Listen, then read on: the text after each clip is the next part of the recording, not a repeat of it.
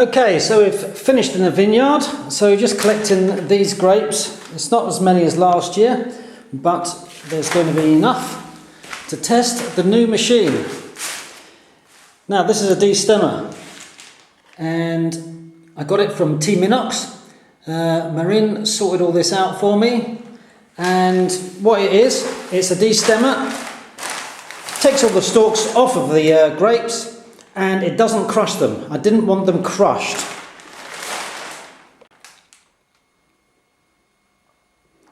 So essentially what's going to happen is the grapes are fed by an Archimedes screw through the system. The jacks or the stalks will come out here. The pulp will go around and up into the waiting container. That is the theory. Right, so here we go then.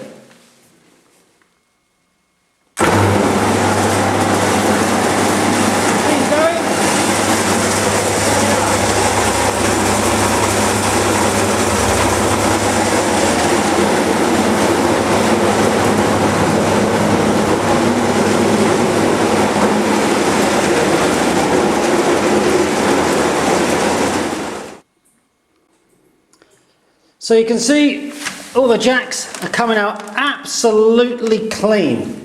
Unbelievable. Now the idea with this is to keep this hopper full. Keep the hopper full. If it gets low, just turn the machine off by the safety switch right there, and then everything will be okay because the whole pump stops. What you don't want is the pump to get an airlock or something in it. So all I'm doing is, when the hopper gets too low, I'm working by myself, so turn the machine off, pump stops, everything just waits for me to load up the hopper, and then I just turn it on again.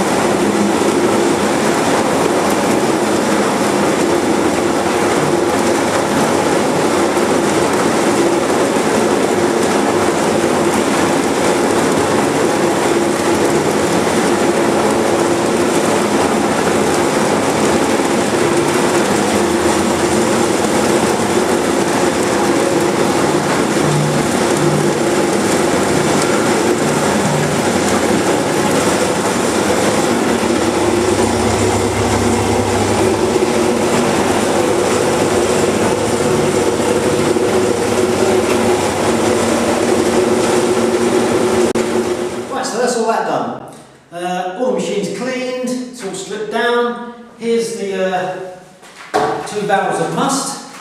Have a look in there. So right, what we're going to do now, last night I killed all the wild yeast by using some sodium metabisulfate.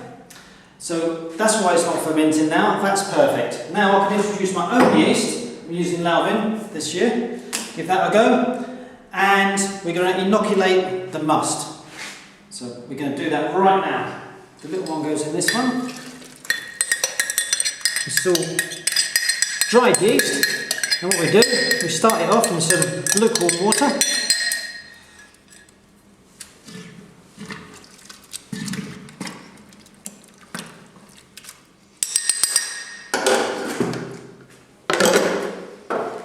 Do the same for this one.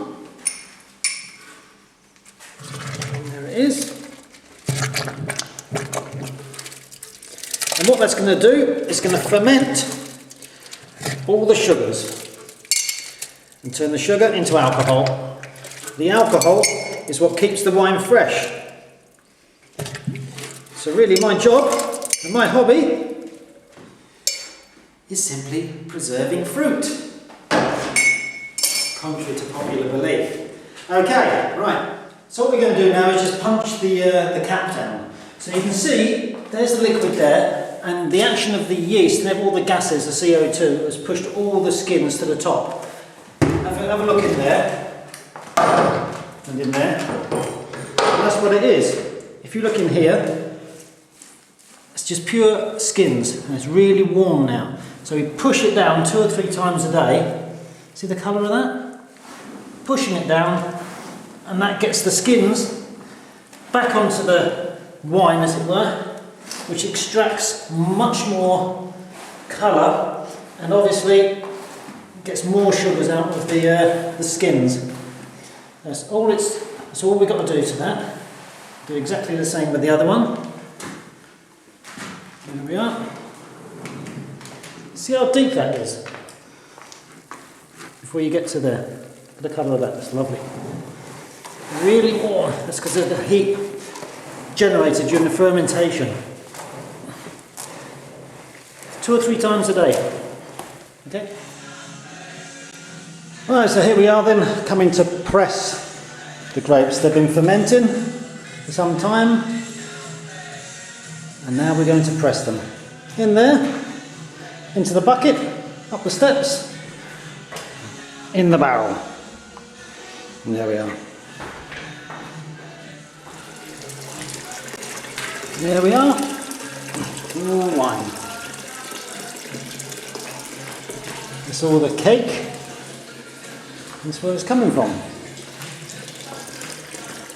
And there we are.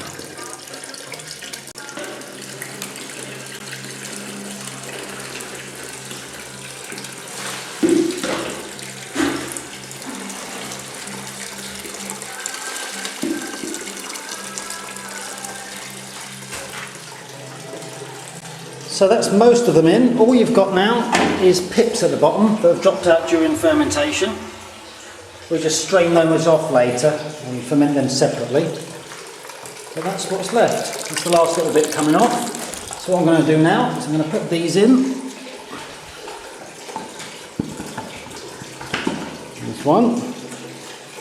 We'll put the other one in, then start screwing it down and see what we got. So just free run juice then. We've got that much. So I'm not going to have a lot of space left, I don't think. Here we are. Open it down, winching it down.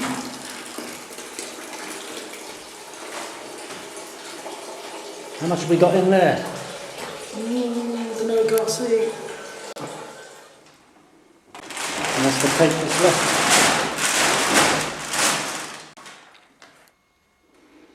Well, there we are. That's the wine. There's probably about 150 odd litres in there. It's a 170 litre barrel. A bit more than last year, pops. Not much. Not much more than last year, but enough.